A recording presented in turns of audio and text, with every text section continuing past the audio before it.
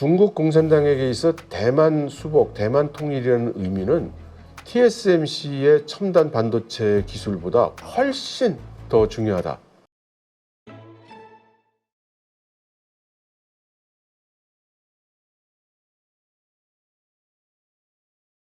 뭐 이번에 화웨이에서 만든 뭐 H100에 능가하는 뭐 네. 칩을 개발했다 이런 뉴스도 놀랐지만 네. 뭐 DDR4, DDR5 네. 뭐 이런저런 것들 때문에 삼성전자나 SK 하이닉스 네. 이것도 앞으로 정말 긴장해야 되는 거 아니냐 이런 얘기들이 나왔었잖아요. 네네.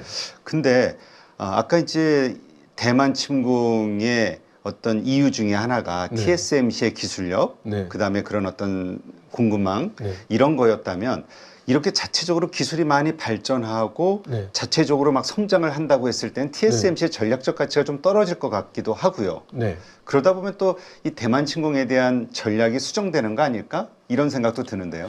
저는 그 TSMC의 전략적 가치를 이제 얘기하시는 분들이 많아요. 근데 그분들의 생각은 제가 추측컨대는 예를 들어 한국에서 삼성 망하면 큰일 나. 네. 대만은 TSMC 망하면 큰일 나. 근데 TSMC가 기술력이 너무 좋아. 네. 미국을 비롯한 서방 세계의 관건이 될 수 있어. 그래서 시진핑 주석이 그걸 갖고 싶어서 대만을 공격한다. 예, 이런 식으로 그 말씀을 하시는 분들이 계시는데요. 제가 생각할 때는 전혀 우선순위가 바뀌었습니다. 만일에 중국 공산당 입장에서는 이런 딜을 한다면 너무 행복할 거예요. 트럼프 대통령한테 TSMC 가져가시고 대만은 놔줄라고 뭐 이렇게 해서 트럼프 대통령이 오케이 그러면 뭐 당장 그렇게 할 거예요. 그러니까 중국 공산당에게 있어 대만 수복, 대만 통일이라는 의미는 TSMC의 첨단 반도체 기술보다 훨씬 더 중요하다. 우선순위가 바뀌었다 이렇게 생각합니다. 그러면 그냥 그 대만이라는 그 영토 자체가 예. 중국에게는 중요하다 이렇게 그러니까 봐야 되는 건가요?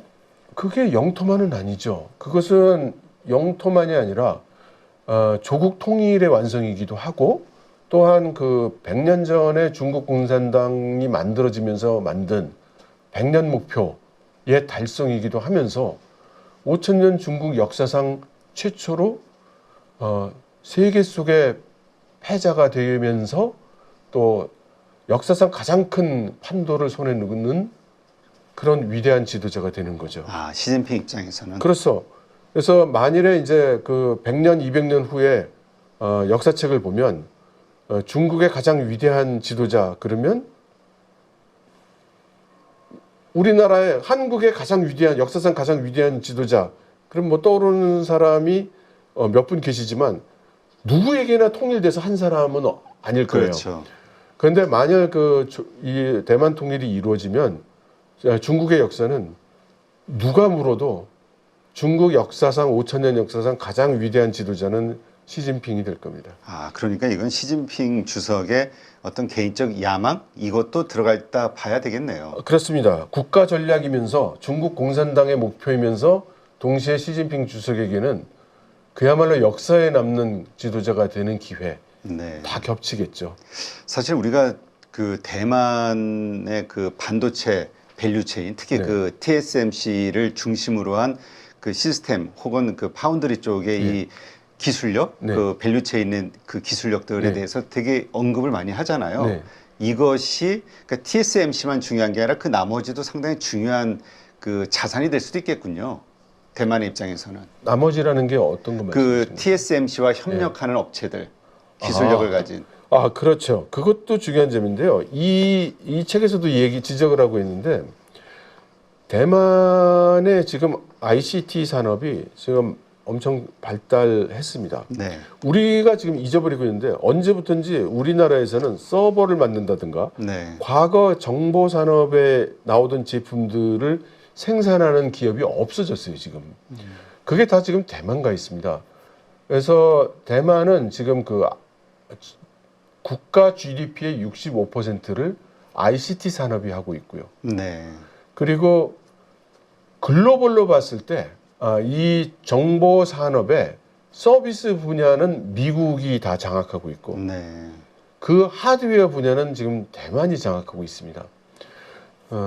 그래서 이 대만에는 TSMC 외에도 비견할 수 있는 기술력을 가진 기업들이 많이 있고요. 근데 우리가 모르는 거죠. 네. 우리가 인지를 잘 못하고 있는 겁니다.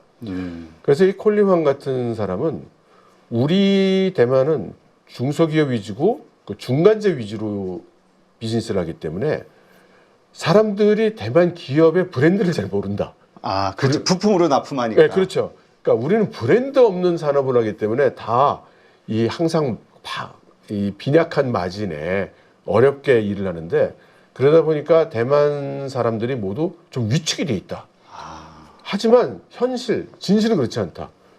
전 세계 정보 산업의 그 하드웨어를 장악하고 있는 게 우리 대만이다.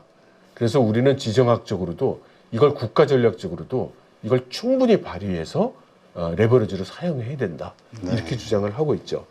진짜 언제 제가 들은 기억에 의하면은 정확한 수치는 기억 안 납니다만 전체 반도체 세계 네. 반도체 시장에서 우리 삼성과 SK를 가지고 있는 우리보다도 네.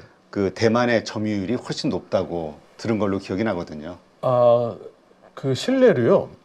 그 대만의 주식시장 그 시가총액이 우리나라 주식시장 시가총액보다 커요. 아, 그래요. 예. 근데 우리는 대만을 좀 우습게 하는 경향이 있죠. 그렇죠. 인구도 그렇고 영토도 그렇고 네. 작다 이렇게 생각하는데 네.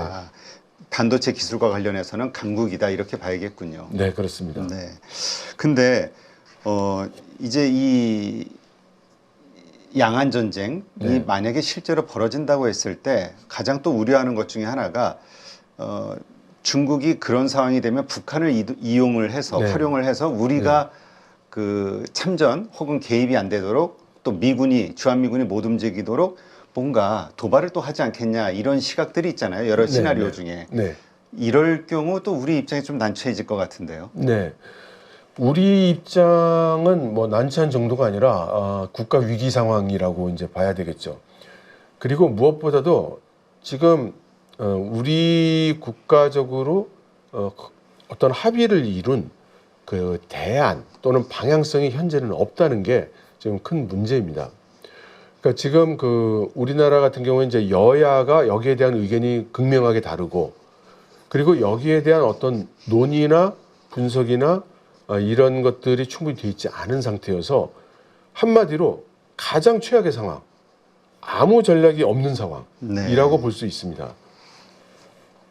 네, 이러한 것들이 이제 우리가 가지고 있는 리스크라고 네. 좀 봐야 되겠네요. 이 단순히 그 북한에 대한 리스크만이 아니라 네. 지정학적 리스크 네. 이렇게 봐야겠네요. 네, 네. 근데 일각에서는 또 지금 북중 관계가 상당히 안 좋잖아요. 그리고 이건 네. 일시적인 게 아니라 전통적으로 상당히 안 좋았다. 네. 속으로는. 네. 그렇기 때문에 그 북한도 미국의 어떤 여기에 대비한 미국의 어떤 유혹 혹은 네. 뭐 관계 개선 이런저런 것들에 의해서 뭔가 중국하고 손을 잡는 일이 있을까에 대한 또 기대감도 있더라고요. 그 이제 제가 볼 때는 중국, 러시아, 북한 모두 서로 사이가 좋은 거 아닙니다. 근데 이제 필요가 네. 상황이 이제 협력하게 만들고 있는 것이죠. 그래서 그 모습이 어떤 때는 이제 그 국가 간에 툭탁거리는 모습이 나타나고 어떤 때는 굉장히 그 친하게 지내는 것 같은 모습이 나타나는 것인데 혼란스러울 때는 좀 멀리서 높이서 길게 보는 것이 정확하다고 생각합니다. 그러면 그런 그 시각에서 봤을 때 이 3개국이 서로 불화를 일으키거나 할 가능성은 매우 적습니다. 아, 네. 네. 그렇군요. 그러니까 우리가 그 너무 그 경우의 수, 네. 경우의 수를 낙관적으로 봐서는 안 되겠다. 이렇게 그러니까 아주 냉정한 최악의 상황을 상정하고 말씀하신 대로 우리 내부의 어떤 원칙, 예. 대응책 이런 것들이 좀 미리 합의가 좀 돼 있어야 되겠군요. 네, 네, 그렇게 네. 생각합니다. 근데 어쨌건 그 이 밸류체인에 의해서 중국도 지금 상당히 뭐 항만항에 네. 항만에 뭐 컨테이너가 쌓여 있다. 뭐 네. 이런 이야기도 있고 되게 힘든 것 같아요. 네. 뭐 대미 수출이 45% 급감했다는 분석도 나오고. 네. 하지만 미국도 인플레이션 때문에 상당히 힘들 것이다. 네. 그래서 이게 서로가 피를 흘리는 상황에서 누가 먼저 손을 들 것이냐 막상막하다 이런 분석도 있던데요. 그렇죠. 근데 저는 이렇게 보죠. 두 나라가 어느 정도 준비되어 있는가를 판단한다면 네. 중국은 아까 말씀드린 대로 8년에 걸쳐서 준비해 아. 온 나라고 네. 미국은 사실 그런 준비 없이 지금 이 상황에 부딪히고 있는 나라이지 않습니까? 다만 미국은 뛰어난 나라고 이 대응 탄력성이 충분히 좋은 나라니까 많은 그 좋은 정책을 피겠지만 이런 그 공급망에서의 흔들림이라는 거는 단박에 안 됩니다. 제가 하나 예를 들어드리면요. 제가 자주 가던 지방 중에 이제 중국의 산시성이라고 있습니다. 네. 거기 그 태안에 그 폭스콘의 그 애플 하청받는 공장이 있었어요. 근데 그 공장이 그 순수한 직공만 따지면 한 7, 8만 명 정도예요. 근데 그 연대되는 공장과 이런 걸 다 합치면 거기서 만들어진 단지에 35만 명이 들어갑니다. 네. 그러면 이 35만 명짜리 공장이 인도로 나가려면 이게 단박에 갈 수가 없어요. 그렇죠. 그러면 35만이면 우리나라로 치면은 분당을 반짝 어느 날, 이거를 이제 우리 세종시로 가서 붙이자. 그래가지고 세종시로 분당을 전부 옮기는 거예요. 그러면 분당에 살던 사람들이 각자 사정이 다 있을 거 아닙니까? 그렇죠. 어떻게 그거를 뭐 1, 2년 만에 갈 수 없잖아요. 그래서 지금 보통 당시에 바이든 시절에 얘기했던 게 최소한 7년에서 8년 걸린다고 얘기를 했던 겁니다. 네. 그래서 지금 트럼프 대통령이 마음은 급하겠고 또 상당수 중요한 핵심 그 외국 기업들은 중국에서 이미 철수를 했지만 남아있는 그 포션도 굉장히 크고 단기간 내에 옮길 수 없기 때문에 그 미국의 고통축이 시간이 가면 적어질지는 몰라도 적어도 단기간 내에는 미국 쪽 고통이 더 훨씬 클 거라고 봅니다. 네. 그리고 중국에서 미국으로 지금 못 팔아서 지금 문제가 생긴 부분들이 대부분 경공업이에요. 아, 그래요? 소비재고요. 소비재. 예. 그런데 사실은 이런 면도 있어요. 중국은 지금 소비재 과잉 생산이에요. 그렇죠.